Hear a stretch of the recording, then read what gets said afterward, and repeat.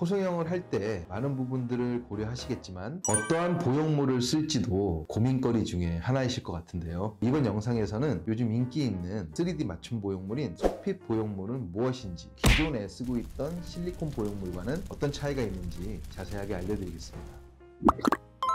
소핏이라는 이 맞춤형 보형물은요, 기존에 저희가 쓰고 있던 비스툴이라는 회사에서 만든 소프트실이라는 이름이 붙은 실리콘 제품을 개인 맞춤형으로 일일이 개별 제작해서 나온 맞춤형 보형물입니다. CT 촬영을 기반으로 제작을 하게 되는데 보통 제작 기간은 일주일에서 한 10일 정도 소요가 되고요. 그렇기 때문에 당일날에 바로 이 소핏을 적용해서 수술할 수 없어요. 뼈와 보형물이 밀착하는 그 사이 틈 같은 걸 데드 스페이스라고 얘기하는데, 회사에서 설명하는 이 보형물의 장점은 맞춤 제작이기 때문에 데드 스페이스가 작아서 염증이나 출혈 이런 것들이 적고 비대칭을 최소화할 수 있고, 보형물을 깎는 그런 카빙을 또 최소화할 수 있고, 또 매부리가 심한 경우에는 뼈 절삭 없이도 맞춤으로 쓸 수 있다, 이런 장점들이 있다라고 또 설명이 되어 있는데, 사실 방금 전에 말씀드린 그런 설명들은 제가 다 기존 보형물로도 진행을 하는 것입니다. 다만 이 소핏이 정말 좀 필요하다고 저도 느끼는 경우가 좀 있거든요. 콧대에 굴곡이 너무 심해서 아무리 카빙을 해도 기존 보형물로 딱 맞아떨어지지 않는 경우라든지, 본인은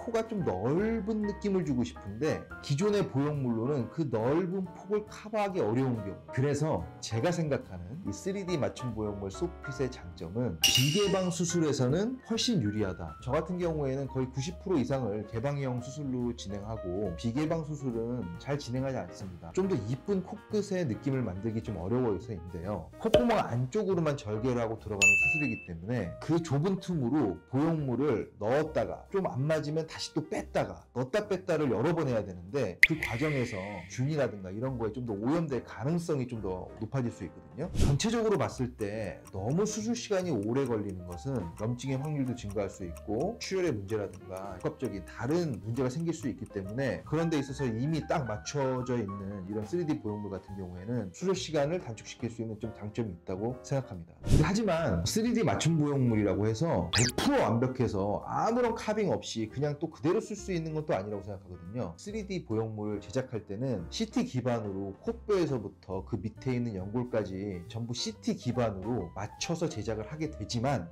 코끝의 모양은 만들어 놓은 게 없기 때문에 모양을 예측해서 회사에 전달하게 돼요. 막상 수술을 할 때 이 코끝의 모양에 변화가 있거나 처음에 설정했던 값에 좀 다른 결과로 진행이 된다면 콧등에서부터 코끝까지 연결 지점이 좀 바뀔 수 있는 그런 변수가 생길 수 있거든요. 그렇기 때문에 3D 맞춤 보형물이라고 해서 절대 카빙을 안 하고 절대 건드리지 않는다, 이건 아니라는 점 일단 말씀을 좀 드리고 넘어갈게요. 이게 회사에서 제공해주는 이 틀인데요, 콧뼈와 코 밑에 있는 연골들을 딱 이렇게 틀로 만들어서 회사에서 홍보를 하고 있고요. 실제로 보형물을 제작해서 가지고 올 때, 회사에서 전달을 할 때 본인의 이 코뼈서부터 코 위에 있는 연골까지의 틀을 다 제작하고 이렇게 보형물을 같이 갖고 와서 전달을 해줍니다. 우리가 코를 볼 때 당연히 누구나 좌우 비대칭이 있기 때문에 좌우 얼굴도 보지만, 코는 항상 위에서부터 아래까지의 전체적인 흐름을 봐야 되거든요. 이 위쪽 얼굴에 미간의 중심선을 이렇게 표시를 해보고요, 그 다음에 인중부터 치아랑 턱끝까지 내려가는 이 중심선을 이렇게 표시해 놓고 자세히 보시면 살짝 기울어져 있는